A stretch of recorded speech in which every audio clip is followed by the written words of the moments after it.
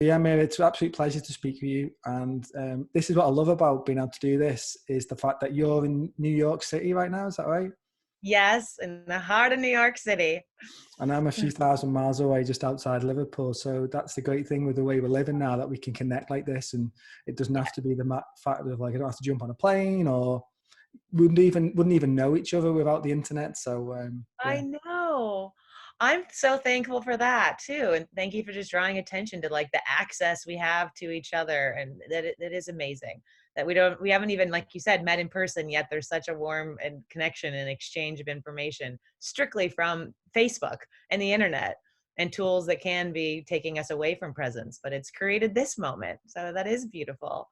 Yeah, it's true. And like you say there about Facebook, it's like, what you could say dark sides to it as well. But that connection, that, even connecting with people that you've not seen in years, or just new connections and new inspiring stuff. So yeah, it's great. So I really wanted to have you on because when I've been following your sort of journey the past few years, you seem to have really kind of evolved and done lots of exciting things, but particularly around money and finance. And I suppose I'd like to just wind it back for you and find out, at what point did you suddenly think, you know what, well, you got into finance and the journey you've gone on and how that's evolved. So if you could share some of that, would be great. Sure. Yeah. Well, I must share when I entered the financial world in 2001, right out of college, I just had a knowing. I had just an awareness that I wanted to engage with people around their financial decisions. And something around, I chose, like it came to me that I wanted to work at Morgan Stanley. And even at that time, my parents and friends were like, when you graduate college, why don't you apply to a lot of different places and, reach high, have some things that are more comfortable, like, have a diverse set of possibilities. And for whatever reason, this has only happened like 2 or 3 times in my life where I just knew and had a conviction, and it was beyond reason and beyond logic and didn't even really make sense for me, like why I would want to enter this arena. But the way it unfolded is I went in for some interviews at Morgan Stanley in San Francisco, and I learned that the space was 95% men. So it's a very male dominated company, but also just the whole financial industry. And I also learned, and they told me this on the first interview, that there's a 98% turnover, which means 98% of the people that start there will not be there a year later. They will get fired. They will be let go. They will not be able to fulfill on the criteria to maintain your job, basically. And I think, I'm always up for a challenge, and something around entering a space that kind of was defying the odds really energized me. And I think what made it really possible and fun for me is I wasn't, and this I think was just given to me by grace. I wasn't attached to an outcome, like I have to be here for a year, or this needs to be my employer for 10 years. But I was just really up for the challenge of finding out what was really going on inside of this space. Like why is it all men? Like I was curious, like why is there such a high turnover? Like what is it that's being asked of us that's so challenging that this is such an aggressive kind of intense atmosphere? So I took that on and was actually with Morgan Stanley for 8 years, almost 9 years, and was able to grow a holistic, really expansive business, and really serving clients around their relationship to money. Of course, that role was really focused on supporting them with their investment decisions and creating portfolios for them and doing financial planning. But what I think is just so neat about it is that nothing's ever what it seems. Like I didn't choose to agree that it was going to be this hard thing or that it needed to look a certain way. And I think I was really given the opportunity to be myself inside of an environment that was like screaming to fit into a certain mold. And, that was filled with a lot of challenges. But what I discovered was like every turn when I just stayed committed, but not attached to any outcome or how it would look, the support, the angel, the insight, the business partner, whatever was needed would show up. And I really got, I think there's those quotes out there that are like, when we commit ourselves to something, like divine providence shows up and things that would have never crossed our path appear by virtue of us just committing, that it's actually an act of creation. And much of what I'm sharing with you, Rob, I can say so clearly in hindsight, like looking back. But I really was that was really what I was experiencing, is that the beginning of that we are creators of our lives, and we can create that in any environment, regardless of what the apparent rules or parameters or frameworks are of the space already, like historically. That's really refreshing to hear because, you would have got into it. But there was a big crash, wasn't there, just after about 9/11, Yes. around that Yeah. time? Yes, that was right during it, right when I was starting, that was happening. And more, we were really affected. And obviously in the New York offices, we're in the Twin Towers. So that was a big part of the experience. Yeah. Well, and then obviously moving forward with the banking crash, was it oh 06, oh 07, around that time when, Yes. the whole kind of world financial system shook and Yes. all the bailouts? There was all the mortgage revelation, kind of the curtain being dropped of what was going on with some of the creation of some of those products. And really though, from being on the inside, being inside a brokerage firm, it felt like there was things like that happening all the time. Not necessarily negative things being revealed, but there was constantly a next wave of challenge, and whether it was happening globally in the markets, or the way we were transitioning how we worked with clients, or lots of things were coming out around the transparency of fees, like inside of mutual funds and inside of, and there was a whole transformation from transactional advising to fee based, and really being on the same side of the table as your client. So that was probably the most exciting arc I got to live through, was seeing the industry move from being a brokerage transaction fee for trade to an advisor perhaps charging 1% of the assets they're managing, and actually being in a much deeper holistic guidance relationship with their clients. And then now we've seen that move to whole new places, and there's all sorts of really beautiful relational ways to work with people around your investments. But that was really a turning point during that period. It was like kind of a brand new way of thinking.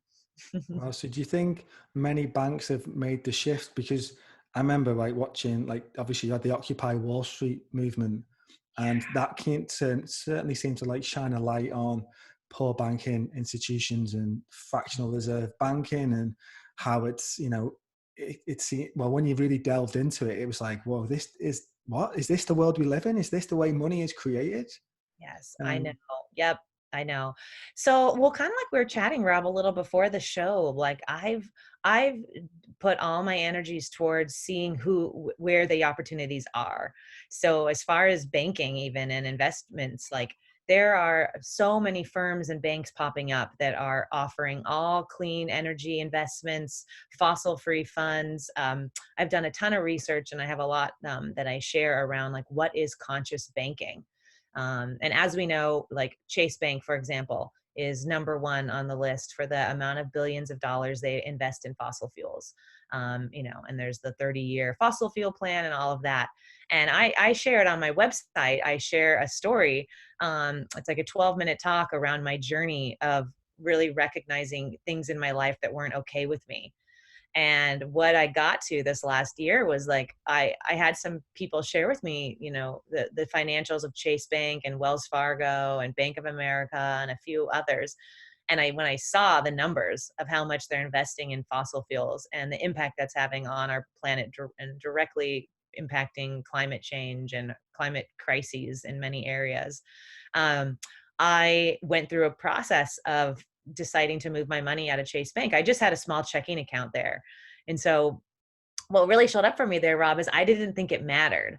Like I didn't think it mattered that I had a couple $1,000s in an account, because it's billions of dollars we're talking about. Why does my $2,000 matter? And I really looked at like, why was I keeping it there when I had this knowledge of this information? And it was because of convenience. It was like, it was convenient to have all my auto pay set up. I can go into a Chase Bank. They're on every corner in New York. I know what the customer service is going to be like. I'm just have had stuff set up there for a long time. There's like a long-standing relationship. And once I stood in the place of a future that I want to be in, which is one where there are no banks and there are no people investing in fossil fuels or anything that's harming each other or the planet, I then started the journey of doing whatever it would take to move my money. So I went in to Chase Bank and I videoed it, and I went in and I broke up with my bank. And I shared with them in love and peace and fun. We took photos, we were all smiling. And I didn't share any judgment or anything. I just shared the information as to why I was closing my accounts. And I had a handful of other people with me and model activists who were closing their accounts. And, it was educational for everyone inside of Chase. They didn't really realize or know, and they appreciated the decision we were making, and they wanted to know more about it. So I've really discovered that there's a real conscious way to end relationships with banks or financial institutes that aren't in alignment with ourselves, and take the time to invest in finding an aligned partnership, whether it's a bank or an investment advisor. And so having gone through that journey, I really discovered how much shifted in my life by making that choice. So by moving those $2,000, it opened up so much space in my life for new financial opportunities, new business partnerships. I felt like much clearer and confident in my own skin. And I didn't even realize it was bothering me to have the money there. It wasn't in my field of awareness. But once I acted on it and took that action, the universe heard my choice and felt my values and saw what was important to me. And so more of that then had space to come into my life because I was being an active participant in resolving that. And so I share all that kind of in response to actually what you were saying, is that that's the conversation. I feel there's so much that's gone on that's not working, and so much in the past we can look at, but I'm choosing as my aligned investment in conversations and in spaces I'm standing in to share what I'm discovering, and to share what people in our communities and my clients that are discovering, and may that ripple out and inspire others to come bring their energy and choices into that space. That sounds amazing, and it's so true, isn't it? When you make the changes yourself, it does ripple out. And I think we can all think, well, what does little old me? What can I make a difference? But Right. actually, it does, because we're charting a different course. We're setting an intention, and Yes. we're opening a new path forward. And the more of us that can follow in that path and inspire others, then yeah, Yes. that's really interesting to hear that. I did something similar a few years ago, and I think it was around, was it the Standing Rock Yes. protests? There was a big thing then as well, and often these things come up, like different things that pop up for us, an opportunity to then choose. Yes. Do we want to support this? Because actually we can make a choice Mhm. against, if we don't believe in that and we hold ourselves to higher values, there is options for us. We don't have to wait, say in your country, every 4 years to make a vote for something, like thinking that's only where your power is. Our Right. power is in each moment and each day of Yes. making those choices, where we spend our money, where we invest our bank, where Yes. we get our energy provider from, all that Yes. sort of stuff. It all adds up. It does. Yes, it all adds up. It all matters. It matters. It's in physical matter. It's in form. It literally shifts our life and the people's around us. It's completely. And the other piece, Rob, that really brings power to that is it's really a reclamation of power, because if if I believe something so true, like if I'm attending marches around women's rights, and if I'm, speaking about it, but I have my money invested in a way that is not in alignment with that, or is creating harm towards women, or if I'm not supporting women-led businesses with my investments or spending choices, there's a part of me that I'm not in integrity with myself. And not integrity in a way that's moral. Doesn't mean I'm a bad person or that anything's good or bad around that. It's just that my energy is not integrated. It's not integral. Like I'm not being what's true for me. And that's a life journey. And I would go so far to say we're all not in full integrity, because that's something we're constantly discovering and aligning. But what was so significant around my choice to align my banking money with my values, my beliefs, my soul, like my vision for the future, is that it brought me one more click into my own integrity. And when we're in integrity, then we believe in ourselves. We have trust in our relationship with ourselves. It's actually like an act of self-love. It's an act of love for others to be who we say we are and act on it. That action, that in motion, that energy opens up something so profound that then we then trust ourselves that we can have access to the next level of whatever it is we're looking for in our life, love or abundance or financial responsibility or connection. But we actually block it out of our lives when we're out of integrity, because that needs to click into place first before we have the capacity or the space to engage with the next level of our lives. Does that make sense? That makes a lot of sense, and that's really beautifully put. And it's great to hear it from someone, particularly from yourself, who's so involved in the financial system, and to see how, well, yeah, if you can validate that side of things from being there, then yeah, Yeah. hopefully it gives it even more weight for people to Yes. make the shift themselves. So you said you did 7, 8 years at Morgan Stanley. So what's the last 10 years or so look like for you? Yeah. So next, I continued on and I designed a role as a money coach inside of Merrill Lynch. And I engaged with clients much more deeply around their relationship to money. And then I proceeded on and I launched Financier, my brand, and really began coaching people. And I became a certified money coach. And I really got that this was really about our relationship to money and our beliefs and our emotions and the patterns. And that there is no amount of financial planning or financial advice that would be of service to someone if they didn't have the opportunity to pause and look at the deeper rooted beliefs and patterns they have going on inside themselves and in their family systems and what they've inherited from their families. Because, as we know, our beliefs drive everything. Our conscious and unconscious beliefs are running the show. So I jumped in and swam in those deeper waters, coaching and speaking and developing workshops. And I attended graduate school at CIIS in San Francisco, and that was a deep dive of 4 years of deep interpersonal work for myself, and then really harvesting a lot of skills and tools to really bring into my way of being with people and clients and groups.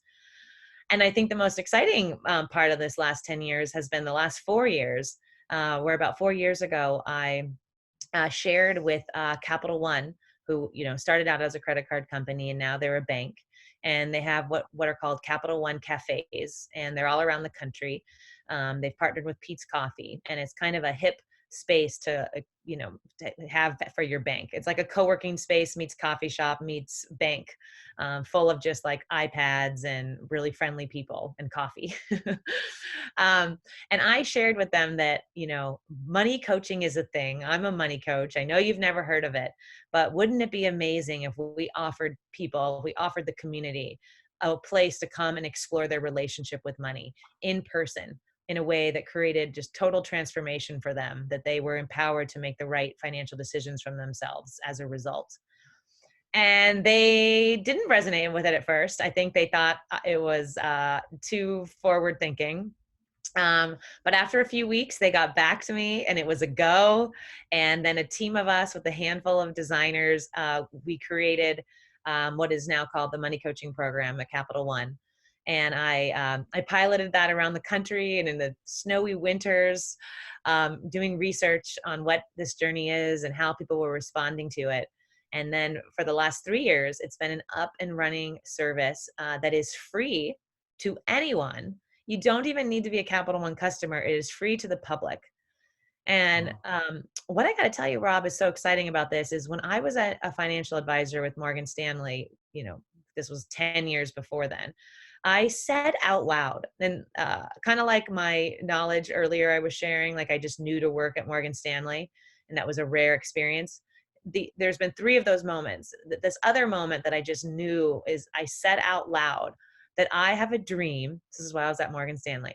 I have a dream that money coaching would be available to all people and that their finances would not be a hindrance to them accessing this, that this would be available to everyone at large and become a normal part of the conversation in the financial industry.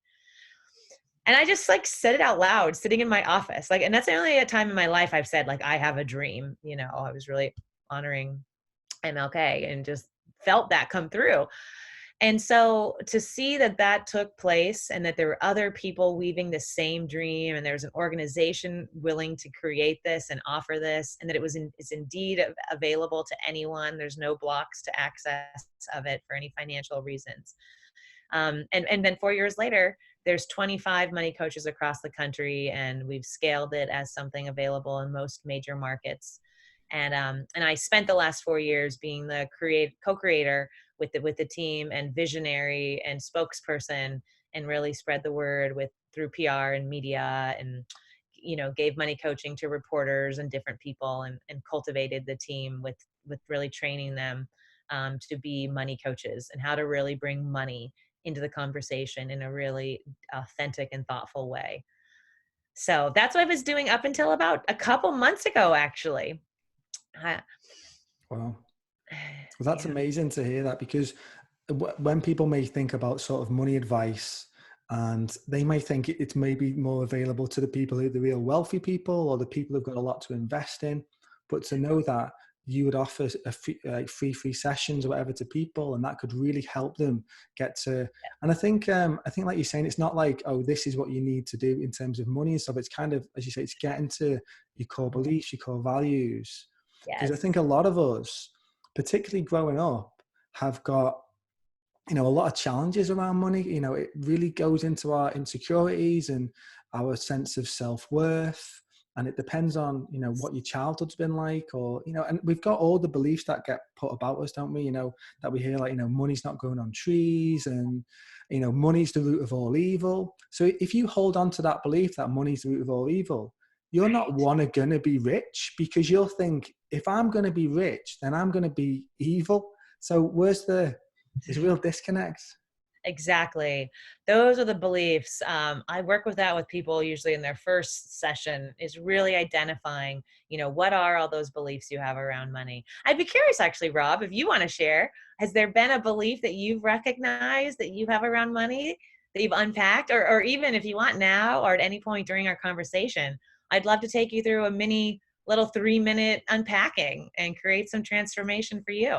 I think that would be cool. Yeah, that was crossing my mind a bit as I was coming up with some things. I thinking, what, I wonder how this might turn into be like support for me as well, not just for the listeners and stuff. Yes.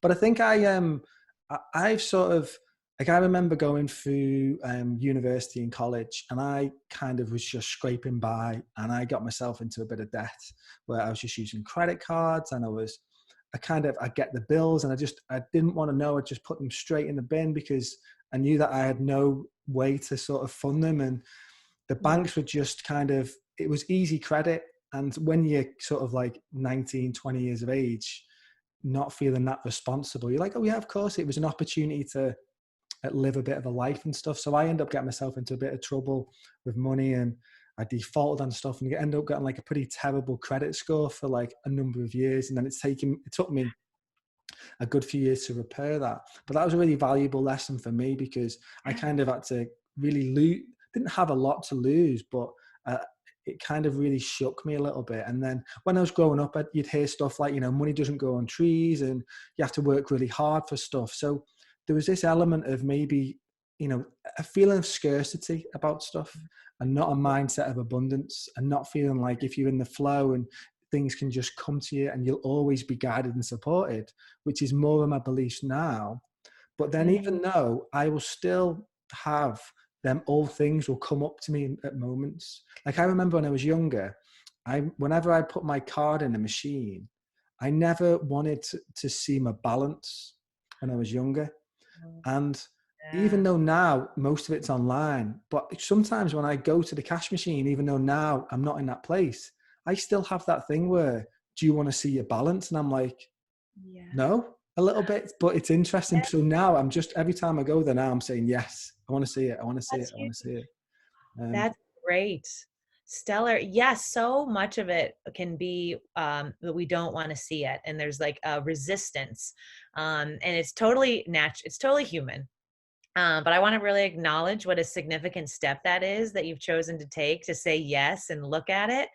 Because, the closer I get to numbers and really engage, of course, I work with the deep psychology and emotional and real soul aspects of how people are relating to money.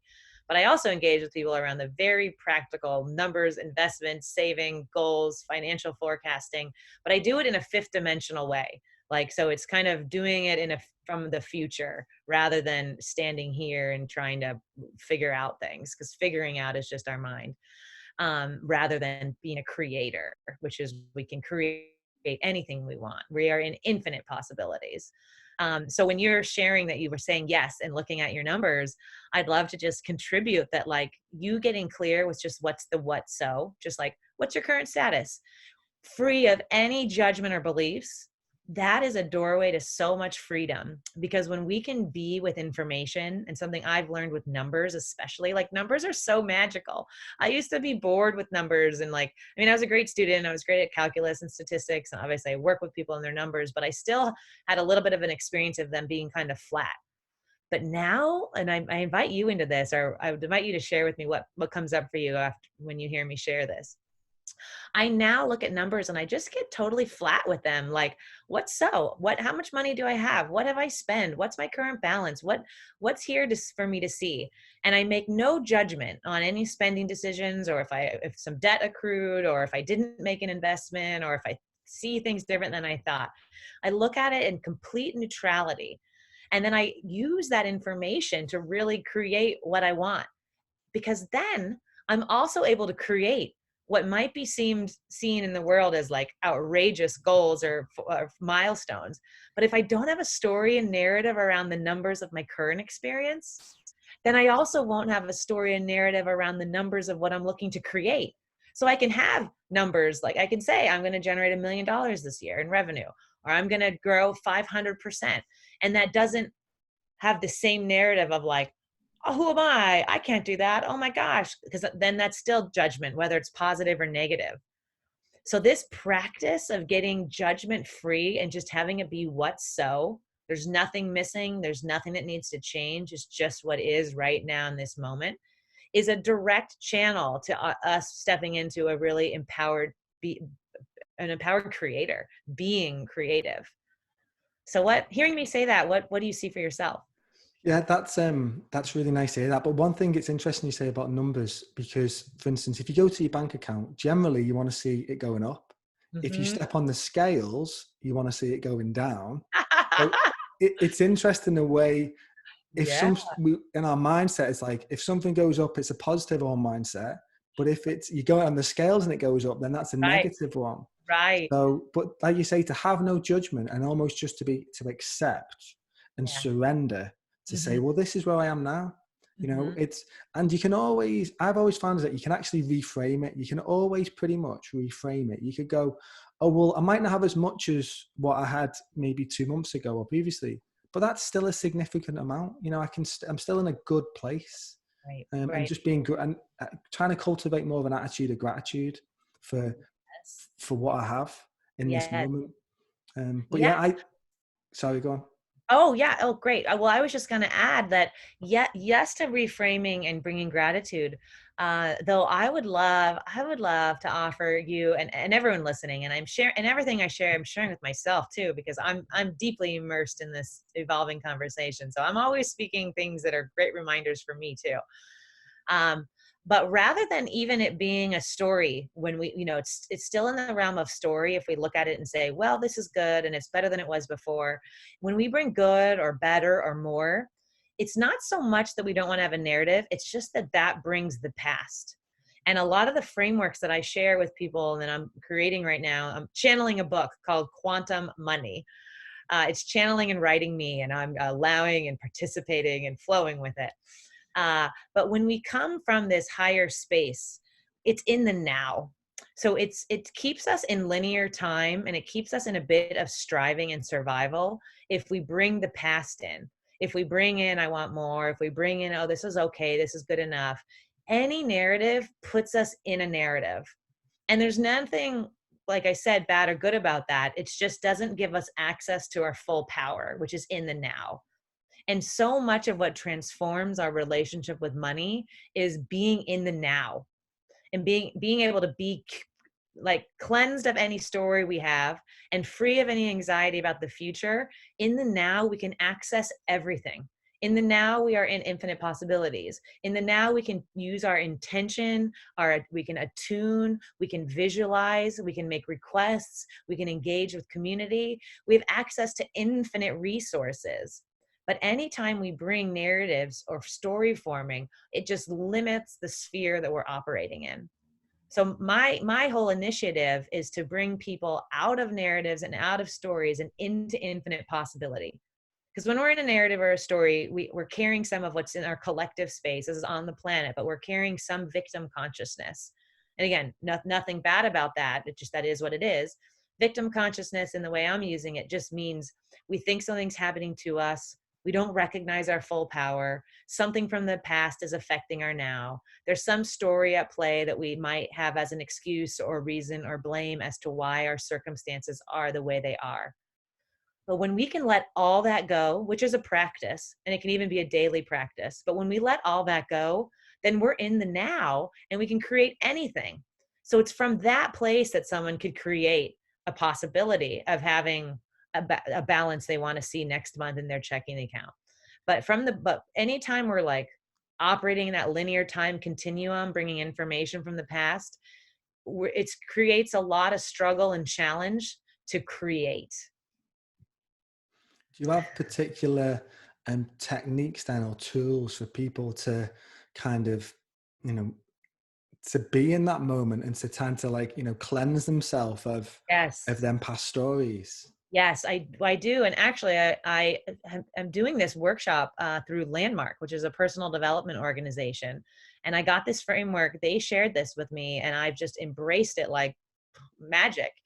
And that's any time I notice I'm coming from a disempowered context, or there's something in my space that's not in the now, that's not of service, I go on a rampage of letting it go. And I just say out loud, I'm letting go of the story I didn't earn enough money this month. I'm letting go of the feeling of anxiety, but I'm really letting it go. Like I'm dropped in, centered, and I'm letting it go with like conscious choice. Knowing if it comes back again, I'll let it go, but I'm owning my power that I can make the choice to let it go. I'm letting go of the belief that everyone around me is earning more income than me. I'm letting go of the belief that I'm not capable of generating the income I desire. I'm letting go that I'm not good enough. I'm letting go that I don't have enough time. I'm letting go of the belief that it's not possible. And until I'm done, until I've let go of everything in my space, because we're operating, what we're creating is based on what's in our space, what's in our energy field. And so it's only from a clear slate that we are truly and genuinely creating from our soul and our heart and our essence and our connection to source or wisdom or God or the, unity, whatever way we look at it. And from that empty place, then we have access to all of it. So after we clear it out, then I create. Then I create who I am. Then I create what's possible. Then I create the outcomes from nothing. Wow. And you're saying them out loud? I say it out loud, and it's even better if I can have someone witness me. Yeah. I oftentimes, I share it with another person, and it's real. And once you experience that one time, you'll know that how much it works. I imagine, you or anyone listening might find your own way of doing it, but you only have to experience the power of it once, and you'll be hooked. And I think And that you're ties. hooked on your own power, by the way. It's not the framework. It's not that tool. It's that just gives us, it's one way. There's many ways, of course, but this is an in the moment way that you get access back to your own power, your own sense of who you are, the truth of the matter. All of that stuff's just stories, beliefs, might be emotions that are very valid, but they don't need to be in the driver's seat of of who you think you are. Yeah. Wow. I love that saying out loud, because like you're saying about your earlier times when you were at Morgan Stanley and you wanted, you know, money advice to be available to all, you said it out loud. And Yeah. sometimes it's not just a thought in your head. It's literally like, you know, Yes. say it, say Yes. it, you It's know? an act of create. I'm so glad you strung those dots together, Rob. Exactly. We are creators, and those are declaring that I'm a co-creator. We are all co-creators with life, with each other, with the universe. And we get to step into that in any moment. And by us saying it out loud, you're so right. That's the power. Not only is it because you're feeling it go through your whole system and others might hear you, but it's like a declaration, like sound waves literally are going out. I mean, if we want to be metaphysical about it, like you're literally bringing it out. Like we are these powerful vessels bringing energy, insights, ideas into existence. That is the beginning of manifestation and bringing it into form. And then also the power in writing stuff down as well, and Yes. having that, you know, it all brings it out of sort of like the non-physical to Yes. sort of bring it out there. Yes. So Exactly. Exactly. amazing. So you mentioned about your book, is it Quantum Financial Planning? Is that the name of the book? Yes. So the name's morphing a bit as I've Okay. been channeling it. it started as quantum financial planning, and the subtitle is aligning all of our current C's towards the new financial paradigm. But as I've engaged and I've had a lot of powerful ceremonial time with the book and tuning in and really accepting this honor to channel this information, quantum money has been what's come through. That it's all about money. It's not just the financial planning. It's about getting to know money on a quantum level and really up leveling our relationship beyond our experience of it through stories and our history and our beliefs and our emotions, but getting to know it in its pure dimensional form. That sounds amazing. And how long until it's out? So I'm working right now with a publisher and the final drafts. So TBD, but it will be out the second half of 2020. Amazing. And I Amazing. do invite you, though, on my website, something that is encouraging me to facilitate and accelerate the channeling is when people pre-order the book. So on my website, which is finanseer, as you know, FINANSEER, like a seer, I have it on there, and you can click and enter your name if you want to just be notified when it's available to pre-order. And that's a way that people can actually begin their journey with quantum money. So by simply saying yes, like I want to know when this book is coming out, this doesn't need to be your commitment to ordering it. But by saying yes to quantum money, that literally supports it being channeled and coming and starts your connection with the subject matter. So like it's putting it out there in the interconnection that we all are. So I would welcome and invite anyone who feels connected to learning more to click to be notified, and you'll begin your quantum journey. I'll be sure to include links to your site and stuff so people can connect with that. And how have you found then, you said about with the book itself, you've kind of just allowed it to come through. How's that process been for you? Oh my goodness. So, well, I've learned that choosing to write a book is not about the book. It's about becoming the person that wrote the book. So I think I'm going to book writing retreats, and I'm going to write all, tons of pages and have all sorts of transmissions and chapters complete. And instead I go through a huge shamanic journey of my own and tune into deep themes and have powerful conversations and synchronicities that are all the content of the book. So I am living my way through it. It isn't traditional like I thought it might be, where I just spend 2 hours a day writing and tune into my outline. It has become a dimensional, active experience that is being written every day through my experience. So my challenge has been keeping up with it.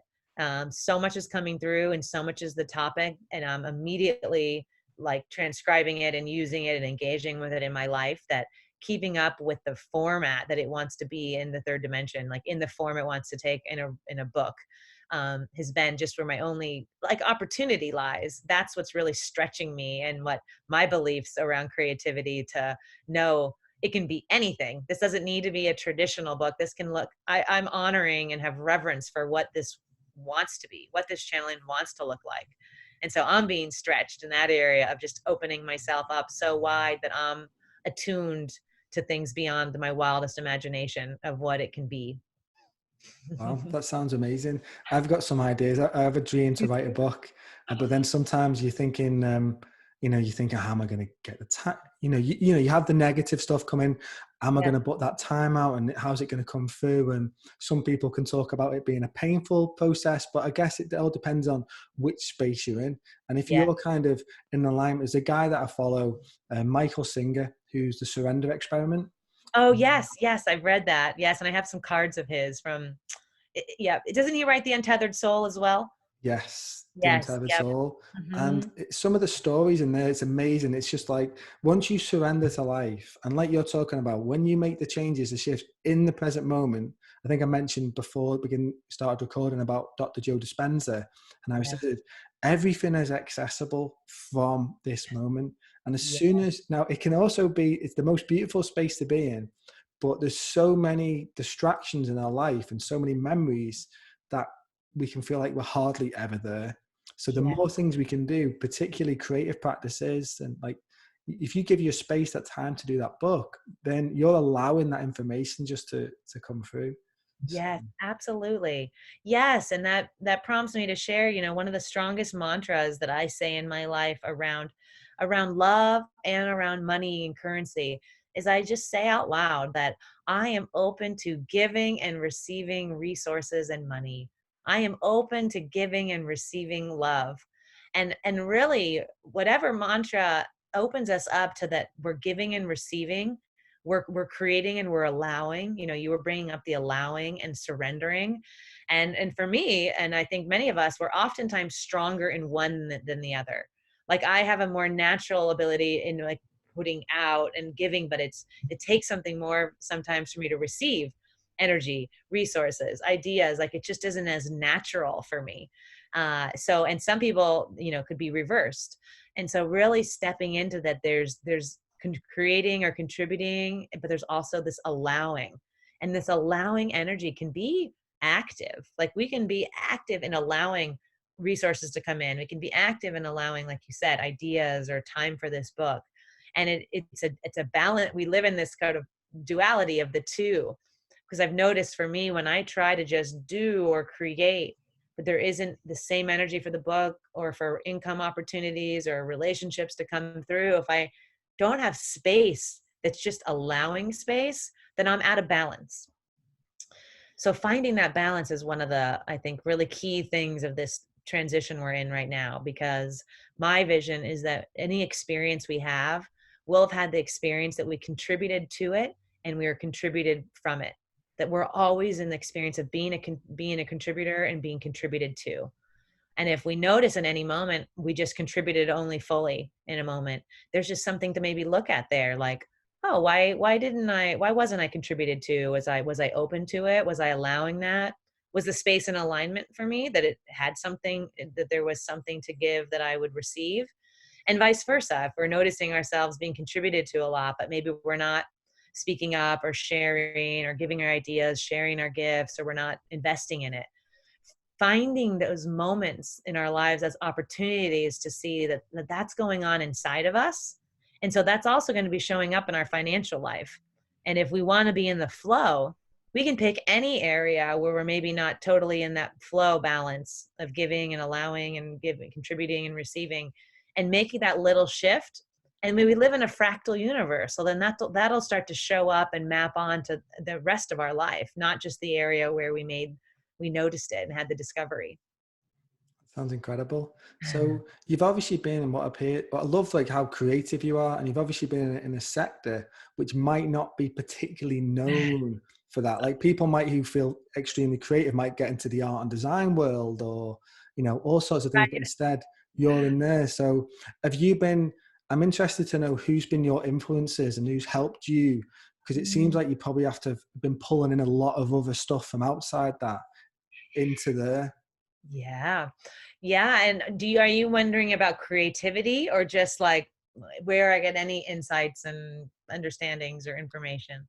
Any, you know, any which is informing your kind of, you know, the way you've been able to make changes, particularly in the financial system, but also just, you know, in your life and changing your mindset.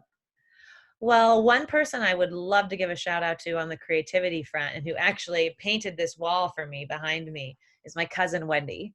And I think having an influence in my life from an early age of the artist creator archetype and someone who lives like beyond the bounds of normal societal norms, really gave me the space to recognize, was the beginning of me really letting myself be my true authentic self.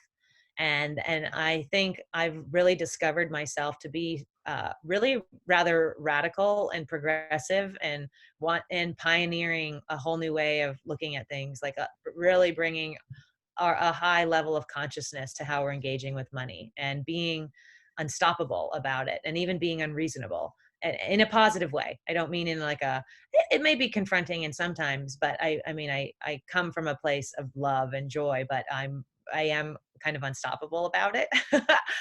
And so I think having those examples at an early age really kept the door open for me, that was always a choice. Um, and then I would say, as I mentioned earlier, my experience in landmark personal development programs has transformed my life like nothing else. I'm in their year-long leadership program, and you know, Landmark's an organization where I've done 20 years of personal development, and I never really felt drawn to them. They weren't on my radar. It just wasn't something I was interested in. And this last year, I've jumped into all their communication courses and leadership programs. And what I really have got for myself is that we can create anything in communication. So communication is just like who I've discovered myself to be. Like, I'm hosting a network of conversations. And through that, information, resources, ideas, currencies, find money is all flowing. And I'm committed to being like an abundant collective field with anyone in my field, that I'm creating abundance for their life. And what I've gotten from Landmark is actually how to do that, like how to keep all my communication channels flowing, how to contribute to people's lives, how to hold space for their transformation, how to get past my own limiting beliefs of who I am. So, of course, I've had lots of coaching and read, and I'm in lots of groups and masterminds, but I would say single-handedly, if anyone listening wants to talk to me further about this is one thing that I really will make the time to have a one-on-one conversation with anyone that sees a possibility for themselves inside of that training program, because it's transformed my life more than anything. And it's something I am committed to share about, because I would be stingy not to. Like, something that changed my life so much, if I didn't share it, like it's like an act of generosity and transparency to say, this single-handedly has like quantum leaped my life by the way, the accountability and the support and the coaching. Sounds Um, amazing. yeah. You're literally just a few months ago, you're saying that you have made the shift from letting it go, Capital One being the money Mhm. coach there. And now Yes. you've taken a quantum leap now Yes. into this new phase. What gives you, because sometimes I feel like what can happen with some people, and we can all feel it maybe you can have a dream and you get really excited about it, and you go, I want to go do this. And Mhm. then there can be that, just something can stop you. Often you might have to get that real push, to go there. But sometimes I think people can find it a bit tricky to maybe follow the dreams a little bit more because Yes. of limiting beliefs. And you think, well, and money ties into that big time, because people think, well, what if I won't have enough? What if I don't, obviously it ties into everything we're saying before to get Right. you into that place. But it's interesting to know what you'd say to someone who might be listening to this thinking, they've got this dream, they've got this intention of where they want to go, yet they are, because the thing is like you say, we know the story, what happened behind. We can dream about the future, but we don't know what it looks like. Right. So to take that leap, you have to have that leap of faith. And Yes. I've done it a Yeah. few times in my life in recent years. And I'm just kind of going to go with this a bit, and then you can have your reflection. I often think that Yeah. no matter what, I can always go back to what I was doing. Right. I've got that experience, so you can always shift back. And for me, it helps sometimes, and maybe that's even a limiting belief that I'm thinking, well, I can just, I can go back to that, but at least I'm going to go after this thing. I'm going to give it my best shot. Yeah, sure. Yes. Well, that is great to know that. So then you can leap and know you can always go back to who you were before. That's always available. Though I've actually found 100% of the time, every leap I've made, there's no way I'd go back once I got to the other side. And I bet you've probably experienced that too. But it's super nice to have that safety net. But I would say kind of the theme we've been talking about is lighting up for me still of I believe that we are creators, and declaring like, so I'll just talk a little bit in energetic language, like, and bringing in some quantum perspectives. Like, there are many different tracks our life could take. And when we come into true empowerment and true financial empowerment, we know that we get to choose. Like, it's not happening to us, and it's actually happening through us, and we get to participate. There's that phase that, like, we first experience the life where things are happening to us, and then we maybe get to the next level where we realize, well, even though this is hard and some of this is great, it's all happening for me. I know everything that's happening, however I can see it, is happening for me. And the next stage of kind of spiritual and psychological development, according to like many different maps and stages of consciousness and development, show that then we then have an experience that life's happening through us, and that we are participating and it's emerging around us. So when we get to that stage of our psychological and spiritual development, we enter a level of choice that we can have whatever life we choose. But what kicks into play is we have to choose it. So if we choose only what we think or imagine can be possible, then that's what we'll get. But if we choose something that's our dream life, that's what we really want, and we go beyond any limiting beliefs we might have, then we'll go on the journey of facing and going through whatever is in the way between where we are now and us having that life. We'll call in the experiences and circumstances and life partners and, that will have us up level and upgrade our beliefs and transmute anything that's in our space that wouldn't be of service for the life we're choosing to have. So that is how powerful we are. And that really is the invitation I have to everyone, is to truly dream and choose the life you want to have, and know that you can get on that line. And it isn't, you can quantum leap, but you will have to go through whatever's there for you to complete. Like there might be conversations in your life you need to complete because they're weighing you down, or there might be forgiveness, or there might be healing, or there might be letting go, or there could be anything. We don't know what will show up on your journey, but if we commit to a certain life, you can have it if you show up for the journey. Amazing. Yeah, it's incredible, isn't it? And like you Yes. say, when we can wash away the old beliefs and realize, come into our center, come into our power, and be, you know what, we can create any life that we want. And when you really delve into it, like you're talking about the quantum level of stuff, to realize that there's infinite possibilities. Yes. And there's an infinite version of realities as well. Yes. So there is already a version of me living this life already. If I can imagine it, it is Yes. real. And Yes, exactly. and it's like charting a course for it, and then taking steps each day, each moment towards that. And the thing is, I found as well is sometimes that initial vision is not actually how it's going to turn out. I just had to get myself into that excitement state to get me to take action Yes. towards that. Because often, sometimes what I've realized in recent years is sometimes the vision that I've had has got me excited, but then I've held on to the vision too much.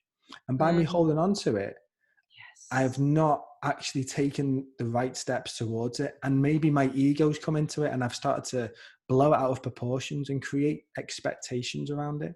And the expectations are the things that tend to just, well, then you Yes. start to second guess and all sorts of stuff. And if it doesn't happen, because you might say, well, I thought this would have happened by now. So if I can just let that go and know that these things can happen, but they may be so much better than what I imagined. Yes. And something that Exactly. just popped into my mind, I shared it a few days ago, I came across it, was you might have heard about, you can write a letter to yourself. There's this website that you can go on, and you can write a letter to your future self, and you can set a date. So you can choose 5 years, 3 years, a year, or any date. And I love the idea of just getting really clear. And Yes. like you say, if you can get into that centered place and just imagine what comes through to you, and then picking that email up in 5 years' time and being like, wow, Love that. that old version. So I'll definitely share that with the show notes and stuff. But just things like that. That's when I feel like I'm tapping in to my higher self, to my future self, and that future self is the thing that's kind of like willing me on to take the necessary steps. Exactly, exactly. Yes, you said it so well. So exactly. And something that I saw while you were sharing is also that this knowing that since these realities do already exist, there's nothing that we have to like create or force or make happen from scratch. Like it's about us aligning with it. So rather than it being so much that needs to happen in time or take place or effort, it's actually aligning ourselves, aligning our beliefs, aligning our energy, aligning our heart with that reality. And it's literally like merging onto that highway. It's like you were on this road, but you wanted you want to go to Oregon. Actually, you get on the ramp that takes you over there, and you merge, and then you're on that line. But it takes aligning and knowledge and matching that vibration. And so that always helps me to remember that it's not something I need to create out of thin air. Like, oh my goodness, it doesn't exist. How? But it's merging onto that highway. What are your thoughts then around, because the idea of the film that came out a few years ago is The Secret, and Oh, then right. you've got Esther Hicks and Abraham with their teachings of law of attraction. What Yeah, are your thoughts on that? that's a good question. So yes, I've listened over the years to them, Abraham Hicks a lot, and of course I've seen The Secret. I think with The Secret, my personal opinion is there's a lot of truth in there. There's a lot that's true around us being the law of attraction and us being manifestors. Um, I don't remember all of it exactly, but what I really feel my general sense was is that it was missing just one area, and it's missing like the power.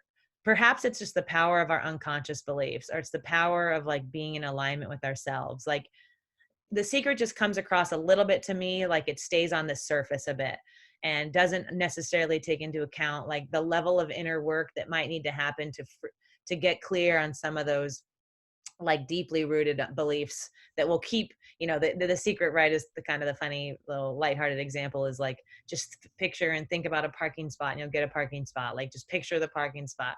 And it's like you have to really believe it. So we can't force ourselves. Like if there's other thoughts that are conflicting, so we're saying the mantra, we're saying the affirmation, but we don't actually believe it, it doesn't work.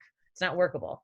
But I think so many of us have come around the spiral again of our consciousness, that we've cleared out some of those deeper beliefs, that if we tune in and believe in something, we are wholeheartedly believing. But that just always stood out to me with the secret, that like just by having the belief, if it's not on a deep level, it's not like a holistic lifestyle approach. It's like you say, you can say the same affirmation over and over, but if your subconscious and your deep, it's not believing it, and you're Not just believing. saying it. And then Yeah. also there becomes an element of people then unfortunately um reali- realizing that the true information in there, they think it doesn't work, but actually it does work.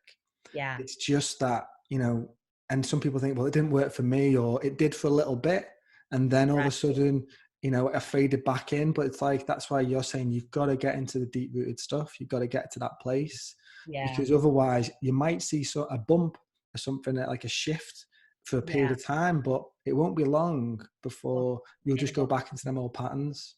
Yes, exactly. And that can just be an invitation to the next level of work, or the next, I don't even like to call it work, the next level of what to tune into. And I think one of like the phrases I think I say a lot as the financier, and tuning people into seeing their relationship to money and seeing the future, is that you have to believe it to see it to conceive it. Like you have to believe it first. And then when you believe it fully, you can then see it. Like you can see it in one sense, and once you can see it, then you conceive of it, and then that means you actually have it in your life and it exists. But if you don't fully believe it, then you don't actually have a picture of it in a holistic way.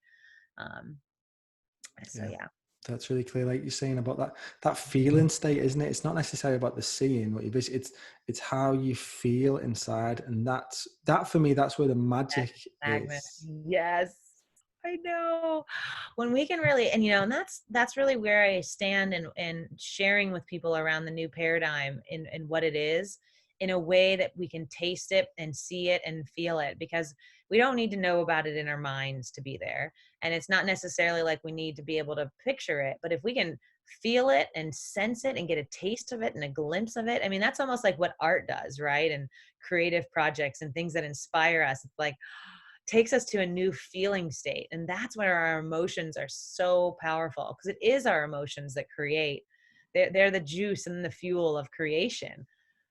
So having those be in alignment with the reality and experience we want to have, yeah, is the best. And what helps you then to stay in that place of abundance when it Mm, can, you live in New York City, which is a phenomenal city, um, yes.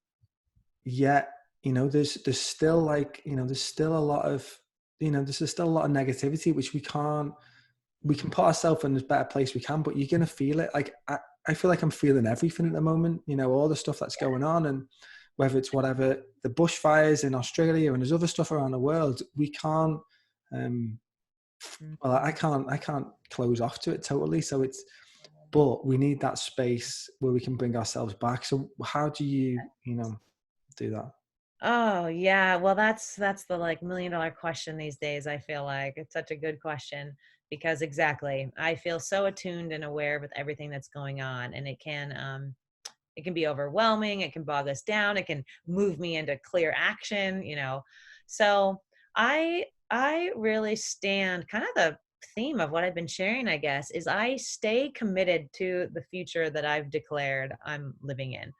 And from that place, I look at how I would respond.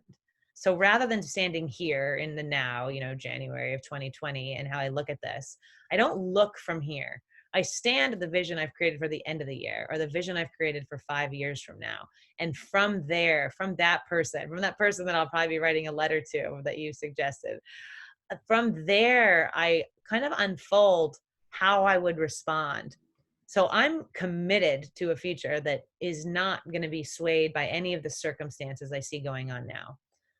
And that's the challenge, is that when we stay attuned and empathic, which I do and you do, and I think is the way to be, being attuned and empathic and feeling and being involved in what's happening now.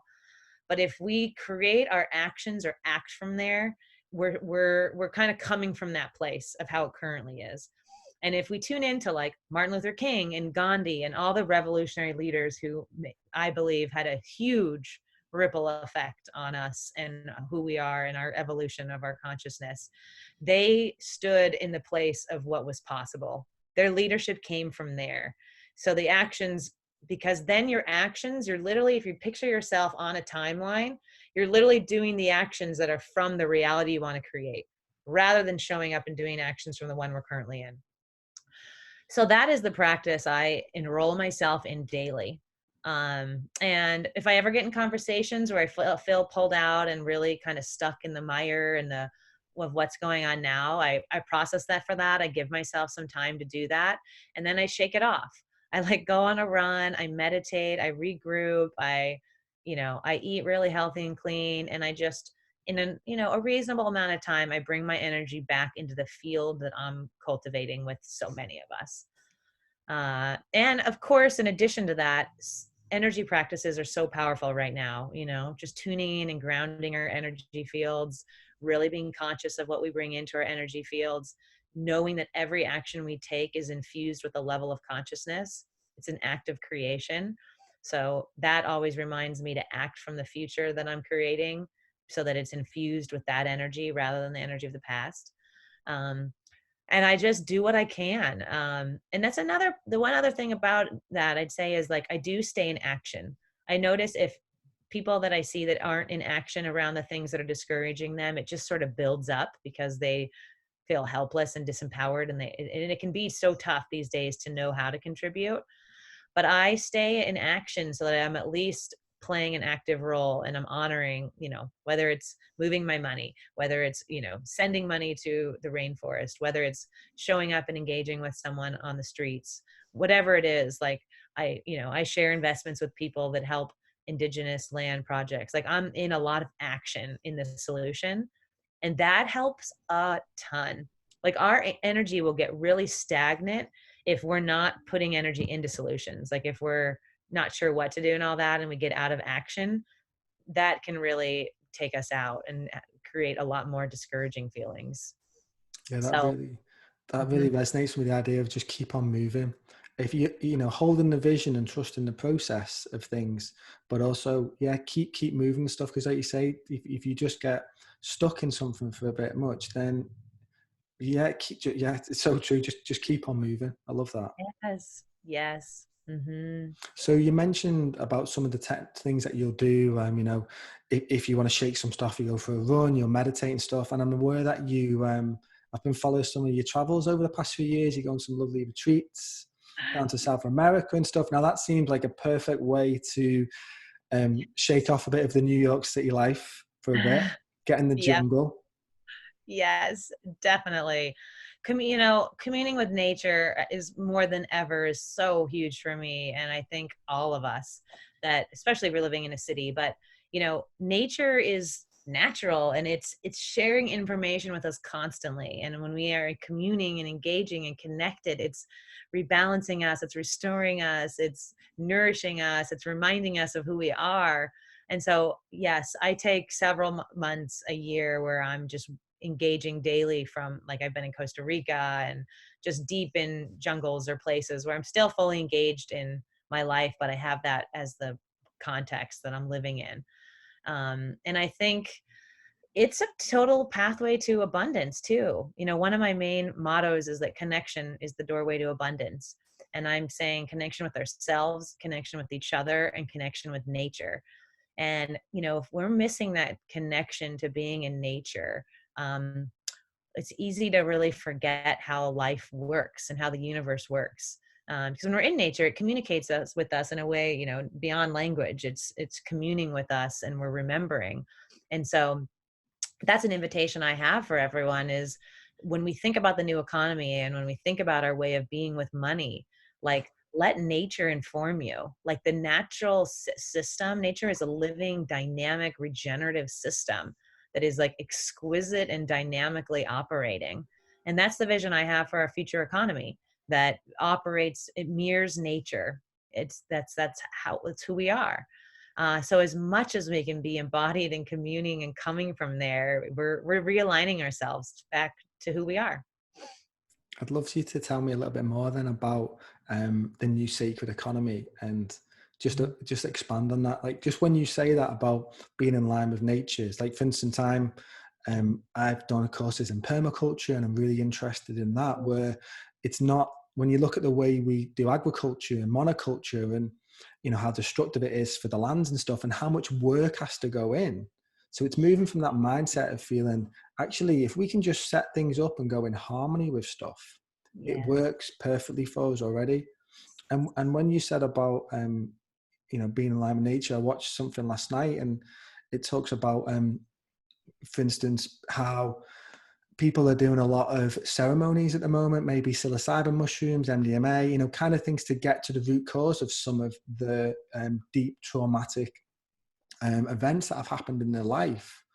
And it's Mhm. interesting how, say, medicine, which they're prescribed drugs, which has been almost conceived from the mind, and almost a very limited negative, not, don't say too negative, but a very limited way of seeing it. And there'll be an element of it thinking, well, as a route to make money in some ways, but then also realizing how people having these transformational experiences by using the land, by what's been grown on here for since time began. Yeah. So it's interesting the way you talk about that, with the actual economy being more in alignment with that. Yes. Yes. Yes. So, gosh, there's so many ways we can look at it. Maybe as a high level description, really, um, it's like tuning into what is a regenerative system. Like, currently we're in an extractive system, like where there's extracting from the earth, natural resources, like businesses are rooted in extraction, like there's impact it's having. There might be a more of a taking energy. But we've moved into a lot of sustainability. You know, there's a lot that's sustainable, meaning, you know, what we put out, like we're washing even, like we're not leaving an impact, we're sustaining the way things are. And regenerative is beyond sustainability. Regenerative means that, like, by something existing, it's like a contribution, like everyone is being regenerated by being a part of the experience, including the planet. Like a regenerative product, for example, someone I know, a friend and colleague of mine, she's created a regenerative mouthwash. And it means, like, the mouthwash, like, not only does it, you know, you receive a benefit in your mouth and by using the product, but anywhere you spit out the mouthwash, like, it actually nurtures the soil and the ground and makes things greener and prettier.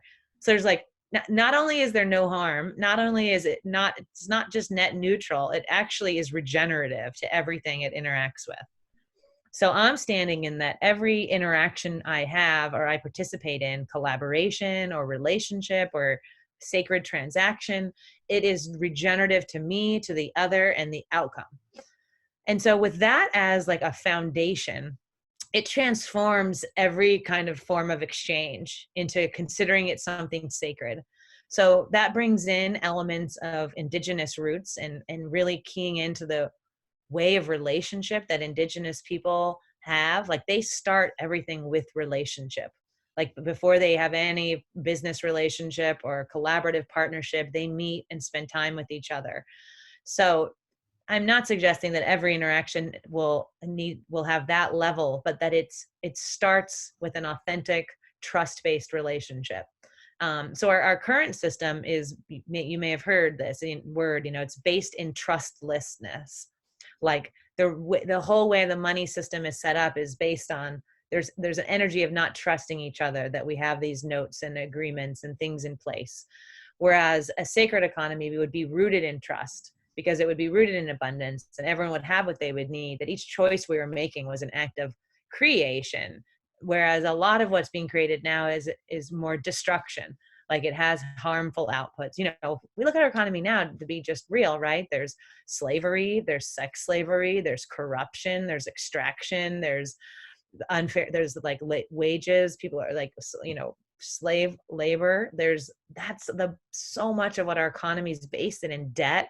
The debt of the United, our trillions of dollars of debt, interest rates, interest being the highest for people that need money the most, interest rates being the lowest for people that have access to resources. Just the wealth disparity is outrageous. The fact that people that need to access things have the lowest credit scores, and you have a low credit score, then you can't get things you need. People that have access to what they need have the highest credit score. So everything is currently in favor of disparity. It's not workable. Like it's not just, and it's not sustainable. And so again, bringing, a non-judging lens from a meta view, it's just not working. Like it's not really working for anyone. So back to this regenerative way, I've laid down some of those frameworks. If we think of it like if we think of it like a permaculture, like the soil is the most important part. Like what is the soil we're standing in of relationship and trust? What are those qualities that are there? And then on top of that, there's exchange, but it's done sacredly. And that we could have a whole conversation around, but there's conversation going on around the whole planet. I'm in conversations with people on a global level that see what are the regenerative models, what are the regenerative investors. One piece that I will maybe mention, because I can mention it briefly now, is I believe there are people on the planet that are coming to recognize themselves as a wealth steward, and that they have, let's say they have billions of dollars, that they actually will identify a really special, unique role they have that is channeling those resources towards something that's creating the new paradigm.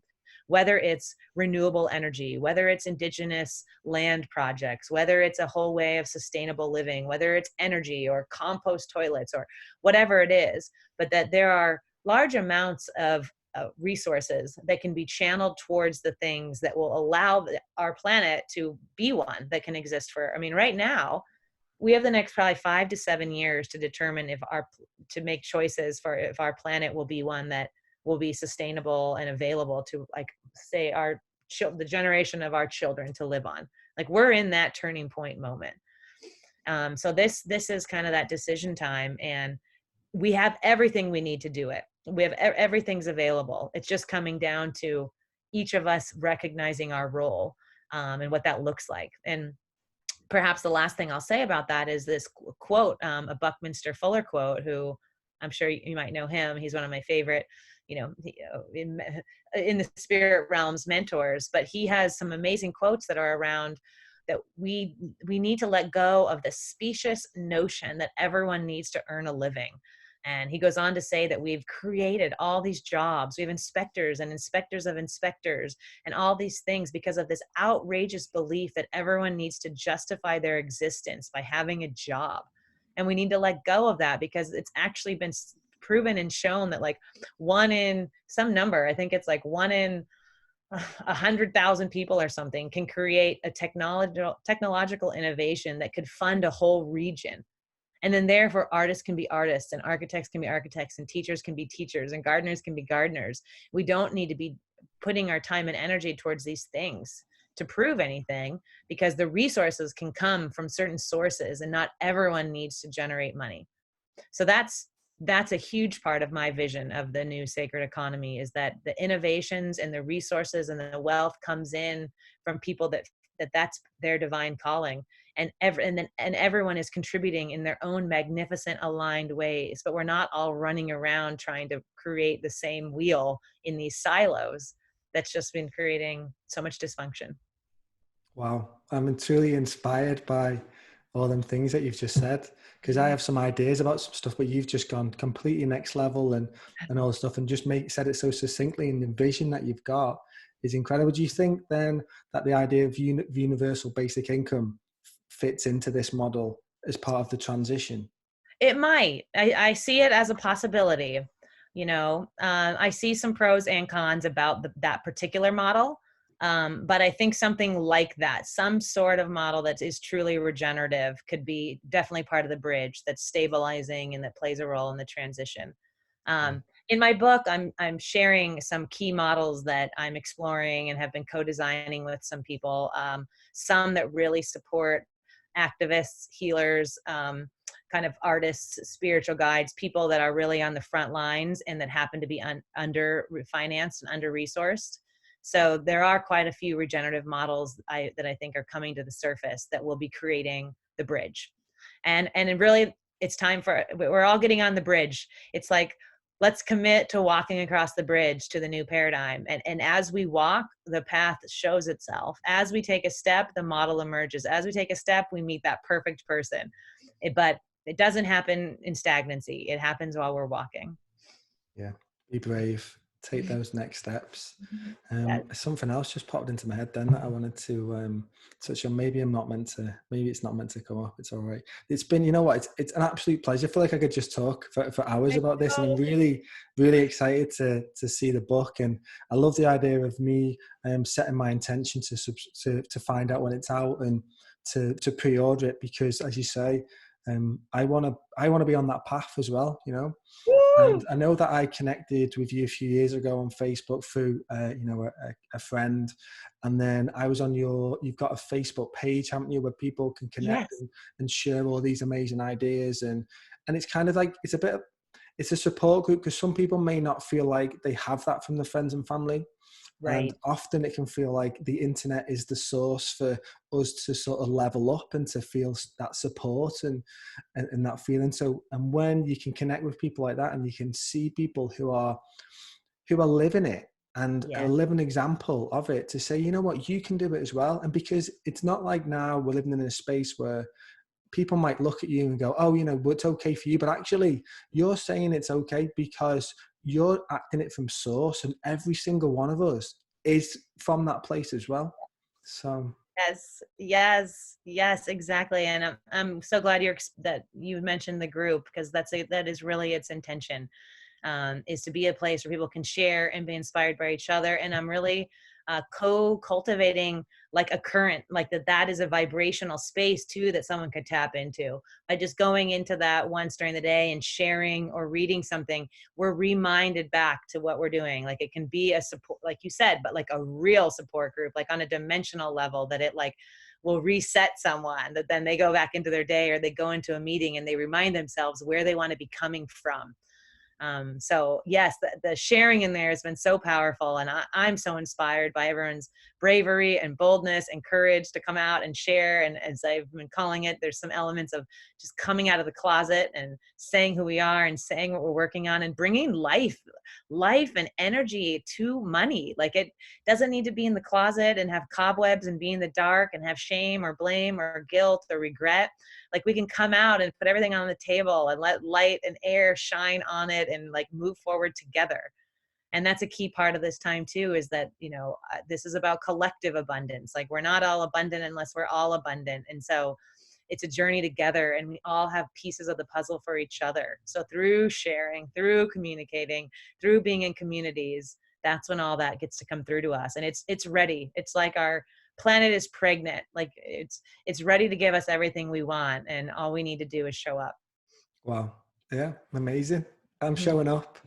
Yes, I'm you here. I'm putting my hand up for it. are. No, and I think because you're so giving and you're so sharing about it, it's that feeling of moving from that mindset, that old mindset of competition, to collaboration.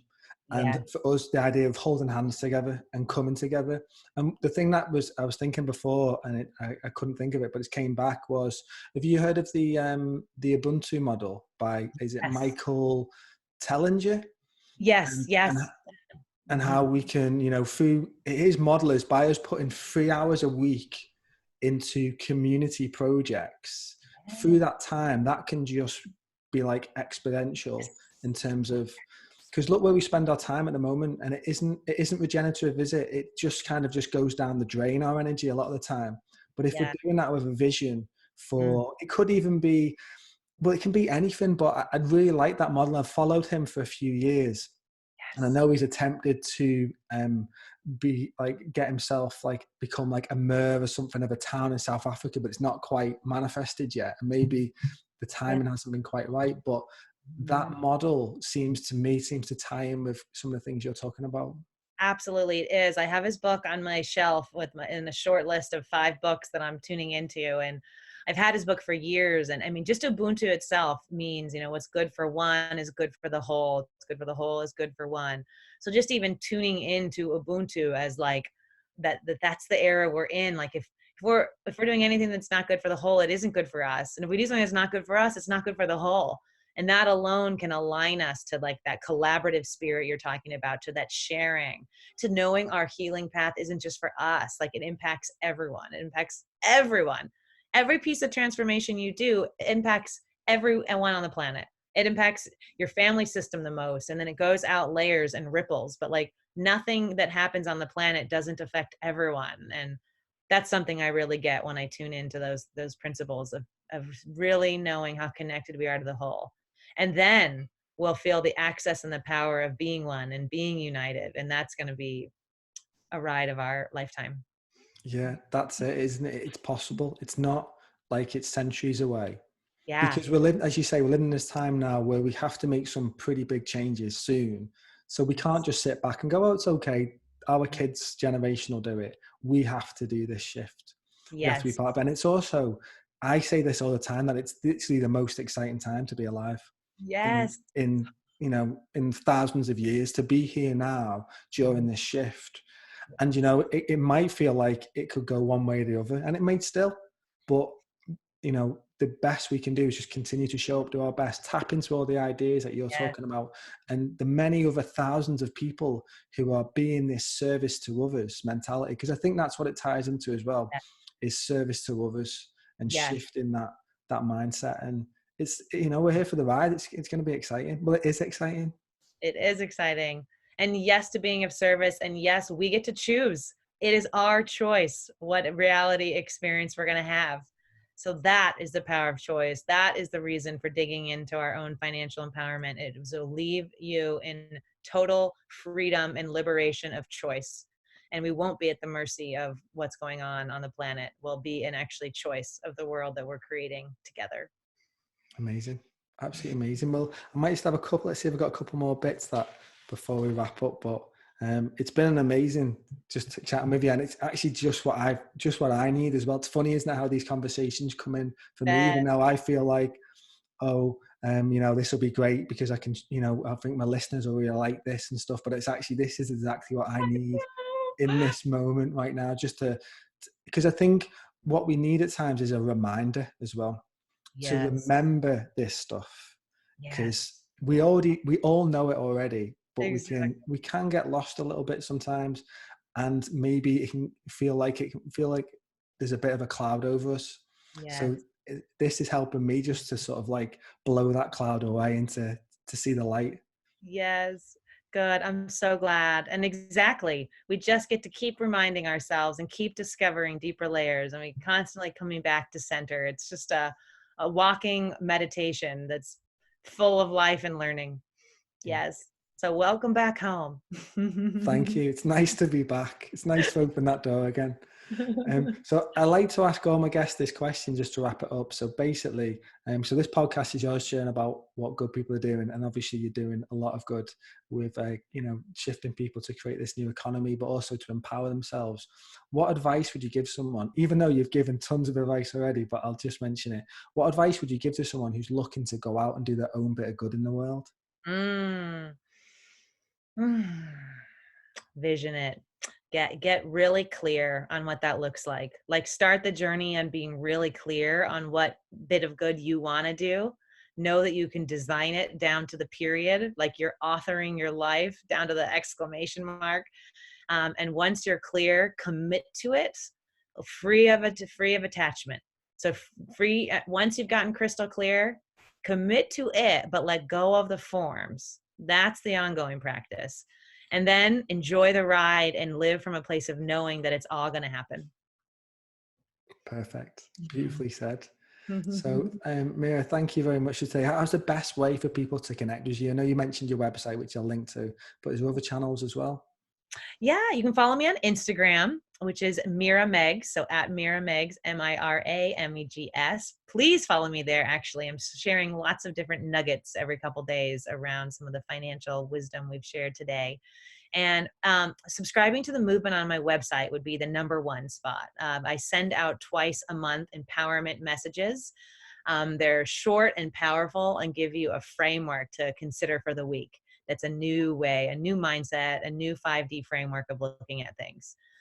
So that would be the best way that I could support you and like stay in communication. And then, as you already said, Rob, tuning into quantum money and making that choice would be the next. And then there's my online group, which I imagine you're welcome to share the link for the group. It's called Money Mastery, Connecting to Universal Wisdom. And so jumping in the conversation there would be, I think, the best also platform for some, if you're ready to just start sharing and being in the conversation. You're invited to all those ways. Perfect. I'll be sure to share them. And people can also, if they want to do sessions with you as well, you offer Yes. that facility. Yes, I do. And actually, right now, I'm offering laser coaching sessions. So for $333, you can jump into a 90-minute session, ready to go, ready to transform. And I guarantee you will walk out from the session with a shift and an up leveling in the way you're viewing money. And you'll have practical and actual steps that you're taking. And then we'll also have a 15-minute follow up after that 2 weeks later to see how you've integrated everything. So yeah, that'd be my number one offering. I do also offer ongoing money coaching, which is transformational. But right now, the laser coaching, given the power of now and the power of just choosing the life you want now, that's the space I'm the most excited to be offering. That sounds great. I feel like I've had my own laser coaching Yeah. session for the past 90 minutes with you talking today. Well, Mira, thank you so much. It's been an absolute pleasure, and I'm excited to share this one out with the world and to see how this kind of, in itself, our conversation feeds into what you're saying. The more this getting out there, it's just creating that space for people, to giving them the choice and the opportunity to know that there's a different way. There's a more abundant way to live. So thank you Yes, so much. yes. You're so welcome, Rob. Thank you for having me. It was a total delight.